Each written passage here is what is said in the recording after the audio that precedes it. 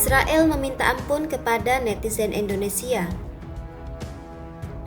Sahabat semesta, akhir-akhir ini netizen Indonesia tergerak untuk melakukan teror hingga menghujat akun media sosial tentara Israel. Hujatan itu membuat tentara Israel frustasi hingga menutup akun dan mengganti nomor WhatsApp mereka. Kini seorang tentara Israel mulai meminta maaf kepada netizen Indonesia. Permintaan maaf itu diunggah oleh seorang pengguna akun X, yakni Erlangga Resinov. Dalam cuitannya, ia mengunggah tangkapan layar yang merupakan akun TikTok seorang tentara Israel. Inilah bukti kehebatan netizen Indonesia, hingga membuat Israel minta ampun akibat serangan tiada henti kepada mereka. Beberapa akun pribadi hingga akun resmi tumbang oleh kehebatan netizen Indonesia. Israel mengeluarkan pernyataan resmi tentang hal ini. Mereka benar-benar bingung mendapat serangan bertubi-tubi. Netizen Indonesia memang terkenal akan kebrutalannya dalam melakukan penyerangan, dan kebrutalan itu dibuktikan dengan tumbangnya beberapa akun penting Israel. Beberapa waktu ini kegalauan tersebut terlontar secara resmi oleh pejabat penjajah. Lalu bagaimana kisahnya? Yuk tonton videonya. Jangan lupa like, komen, share, dan subscribe channel ini.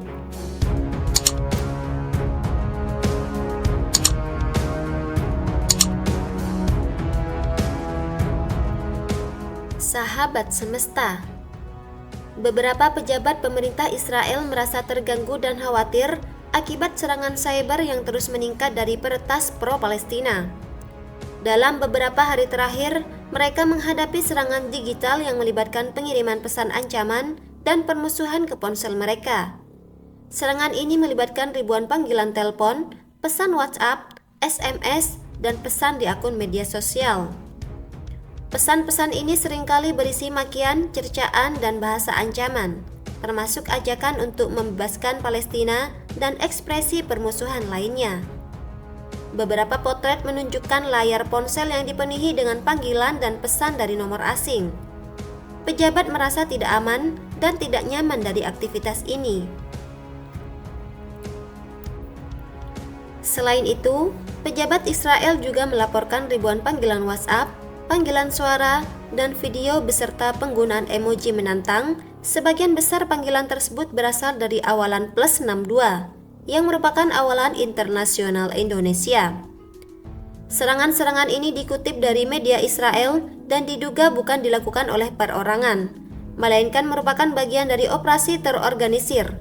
Seorang pembicara menyebutkan bahwa saat menjawab salah satu panggilan, dia menghadapi makian dan teriakan yang menuntut membebaskan Palestina. Dia mengatakan bahwa serangan ini bertujuan untuk mengintimidasi dan mengganggu pejabat Israel. Dia juga mengatakan bahwa serangan ini menunjukkan betapa kuatnya dukungan masyarakat Indonesia terhadap Palestina. Juru bicara Advokasi Nasional juga mengakui bahwa dia menjadi salah satu sasaran serangan.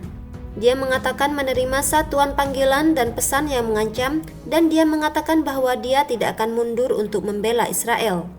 Dia mengatakan bahwa pemerintah Israel harus meningkatkan keamanan cyber dan melacak pelaku serangan. Dia juga mengatakan bahwa pemerintah Israel harus terus berdialog dengan pemerintah Indonesia untuk menyelesaikan masalah ini secara damai. Warga Indonesia melakukan serangan cyber sebagai bentuk solidaritas dan dukungan terhadap perjuangan Palestina menjadi korban penjajah dan kekerasan Israel. Mereka merasa terpanggil untuk membela Palestina karena di dalamnya terdapat kiblat pertama umat Islam, yaitu Masjidil Aqsa.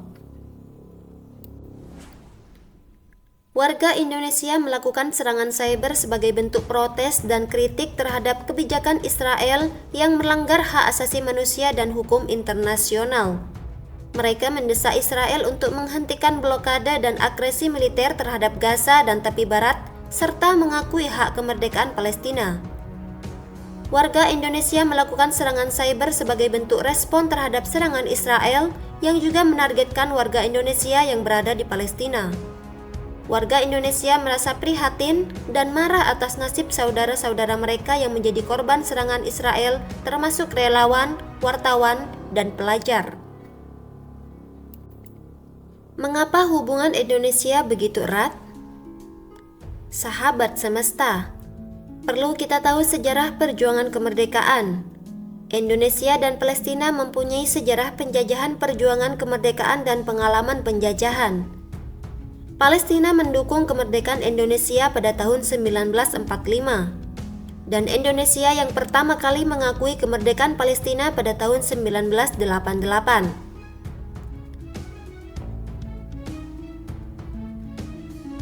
Kesamaan agama dan budaya. Sebagai mayoritas Muslim, Indonesia merasa terpanggil untuk membela Palestina sebagai kiblat pertama umat Islam, yaitu Masjidil Aqsa. Selain itu, nilai-nilai kemanusiaan dan keadilan sosial yang menjadi dasar perjuangan Palestina. Alasan selanjutnya adalah kerjasama bilateral. Indonesia dan Palestina menjalin kerjasama bilateral di berbagai bidang termasuk pendidikan kota kembar dan bantuan kemanusiaan. Indonesia memberikan beasiswa, pelatihan, dan bantuan medis kepada rakyat hubungan kota kembar. Alasan selanjutnya adalah solidaritas global melalui forum internasional seperti PBB, OKI, dan GNB.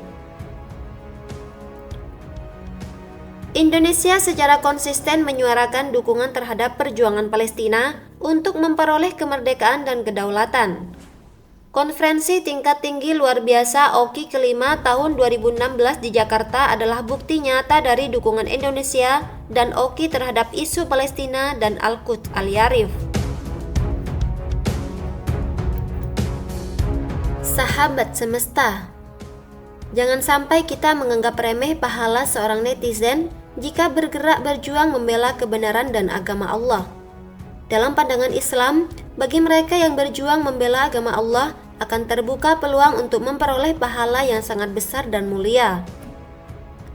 Beberapa keutamaan yang disebutkan dalam Al-Quran dan hadis meliputi kemungkinan untuk mendapatkan ampunan Allah atas dan kesalahan yang pernah dilakukan.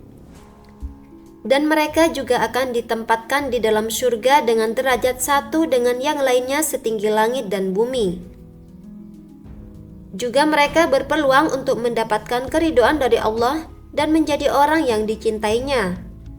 Serta mereka akan mendapatkan syafaat dari Nabi Muhammad SAW pada hari kiamat.